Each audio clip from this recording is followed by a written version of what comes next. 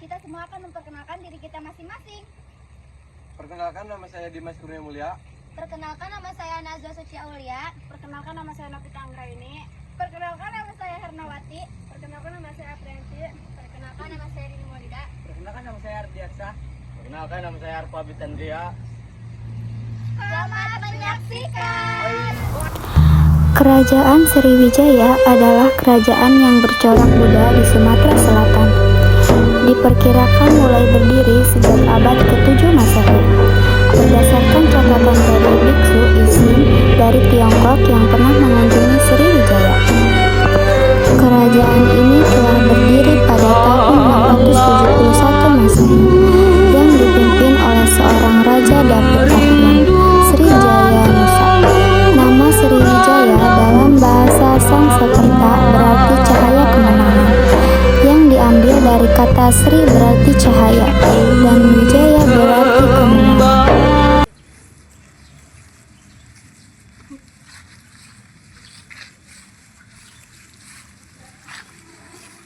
Wahai saudaraku sekalian, marilah kita membuat kekuasaan di daerah ini. Dan kami bersedia untuk apa yang kami dapatkan. Saya berjanji akan memakmurkan atas nama kerajaan Sriwijaya. Sebagai awal perjanjian, kami akan berdagang selama 6 bulan ini. Dan apabila kami tidak mendapatkan apa yang dijanjikan, kami tidak akan kembali ke wilayah ini lagi. Tentu saja itu tidak akan pernah terjadi. Baiklah, kalau begitu kami bersedia.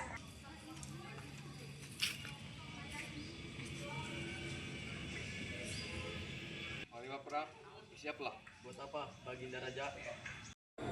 Saya akan melakukan ekspedisi ke kerajaan Bumi Jawa. Untuk apa kita melakukan penyerangan ini, Baginda Raja? Saya akan memperluas kekuasaan kerajaan Sriwijaya. Baiklah, Baginda Raja. Rebutlah kekuasaan kerajaan-kerajaan yang lain juga. Baiklah, Baginda Raja, kami akan mengumpulkan prajurit-prajurit yang lainnya dan menyusun strategi penyerangan darat danau secepatnya.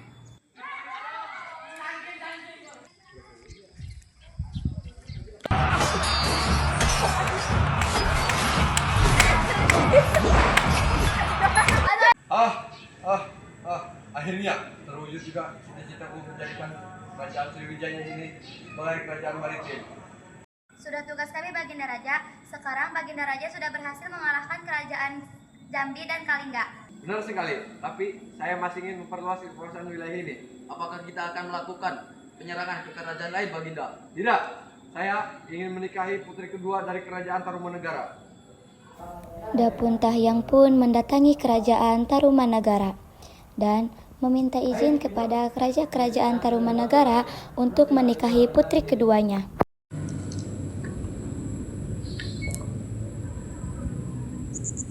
Saya ingin meminang putri kedua Raja Tarumanegara. Atas dasar apa kau ingin menikahi Soba Kencana? Saya menyukai wanita yang lemah lembut, penyayang, dan baik hati. Saya berjanji akan membahagiakannya dan saya akan membuat keturunan untukmu, Raja. Saya akan menerimanya jikalau putriku bersedia. Bagaimana putriku? Baik, Ayah. Aku menerimanya. Aku rasa Daputahyang sosok seorang yang bertanggung jawab dan baik hati. Baiklah, pernikahan kalian akan dilaksanakan secepatnya. Iya, Ayah. Terima kasih. Perkawinan ini melahirkan seorang putra yang menjadi Raja Sriwijaya berikutnya, yaitu Dharanindra.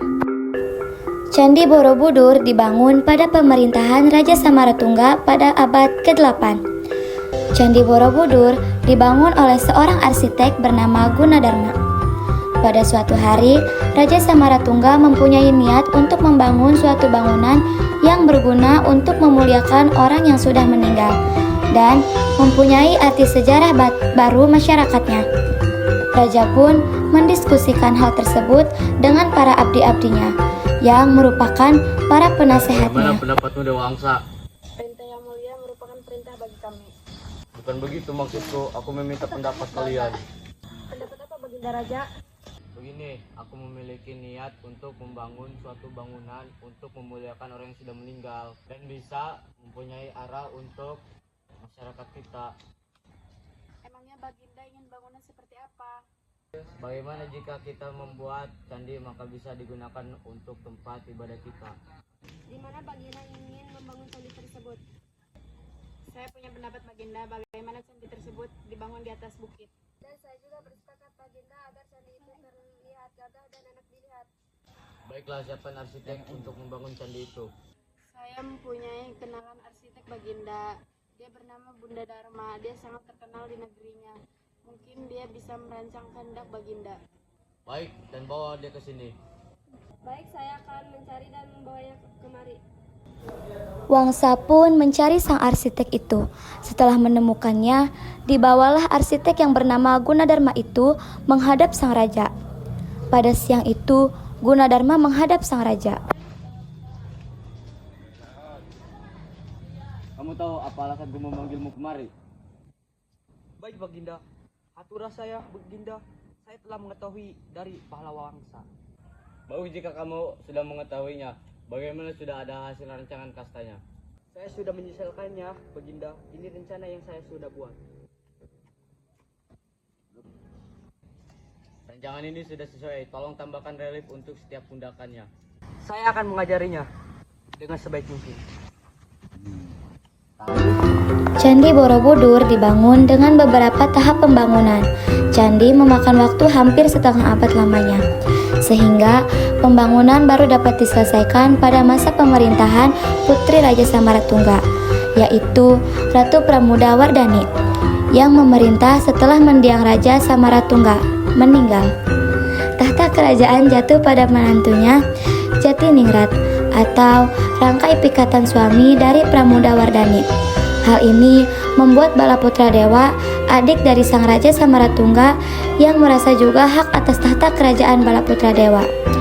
Balaputra Dewa menemui Pramudawardhani dan suaminya di kediaman mereka. Tak lama para prajurit Mandala masuk ke kerajaan dan menahan raja.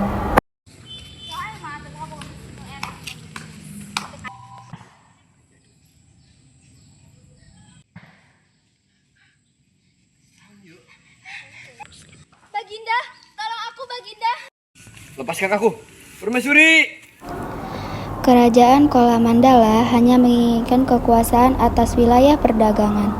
Terjadi perjanjian antara Raja Renjendara dan Raja Sangrama Wijaya untuk menyerahkan wilayah perdagangan dan membebaskan para tawanan, dan yang terakhir serangan dari kerajaan Majapahit.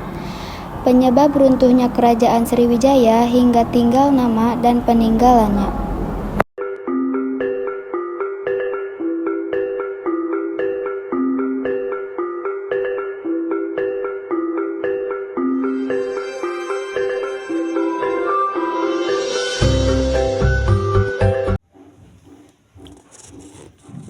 Baginda, saya udah nggak angguskan Baginda. Saya sudah Saya sudah menyelesaikannya. Saya sudah menyelesaikan Baginda.